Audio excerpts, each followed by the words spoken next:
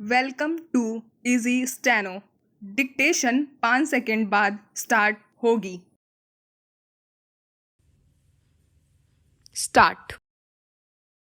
महोदय, बहुत बड़ा अंश अनुभव और लोगों की कही सुनी बातों से, देखे हुए दृश्यों से और कुल तथा समाज की परंपरा से प्राप्त होता है।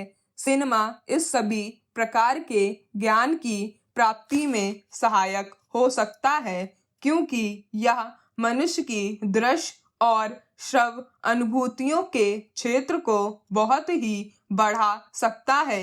यह एक साधारण सी बात है जिसे सभी जानते हैं कि केवल सुनी सुनाई बात की अपेक्षा हम पर देखे हुए दृश्य का प्रभाव अधिक पड़ता है, और हम यदि सिनेमा द्वारा किसी चीज को देख लेते हैं तो उसका उतना फल तो नहीं होता जितना स्वयं आंखों द्वारा देखने से मिलता है। उससे तो कहीं अधिक अमिट छाप किसी के सामने किसी दृश्य के वर्णन करने से पड़ती है।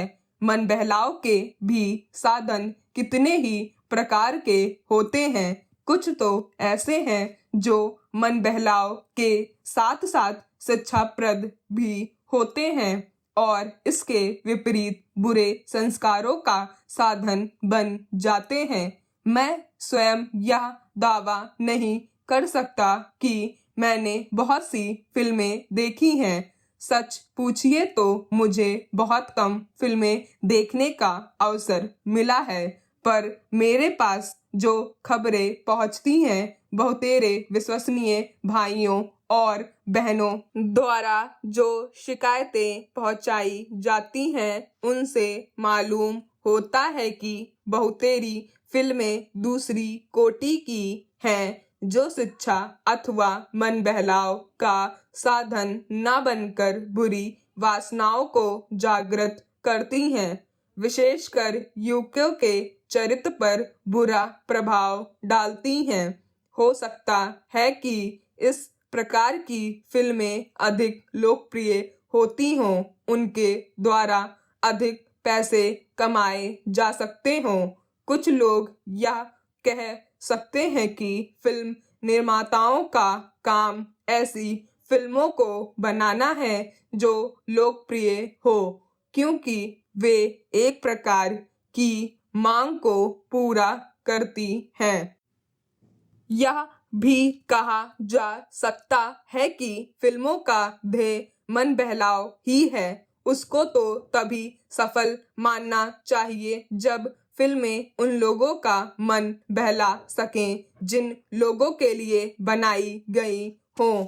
ये सब बातें बहस के रूप में कही जा सकती हैं, पर मैं चाहूँगा कि कोई भी सिनेमा हो अथवा फिल्म के बनाने वाले हों, वे यदि अपना कर्तव्य समाज सेवा समझते हैं, और उन्हें ऐसा समझना भी चाहिए, तो उन सब के लिए ये सब बातें यदि आग्रह नहीं तो गौण अवश्य है, और उनका मुख्य उद्देश्य तो सेवा ही होना चाहिए।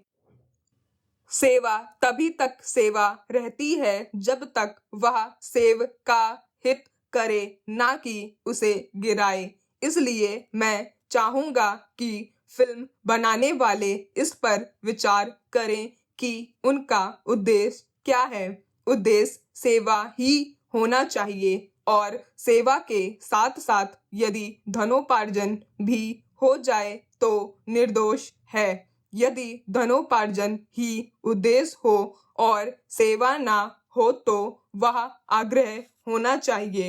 यदि मनुष्य अपने स्वार्थवश कुछ ऐसा काम करता है जो उसके व्यक्तिगत लाभ के लिए तो ठीक हो, पर जिससे समाज को हानि पहुंचती हो, तो उसे रोकना पड़ता है।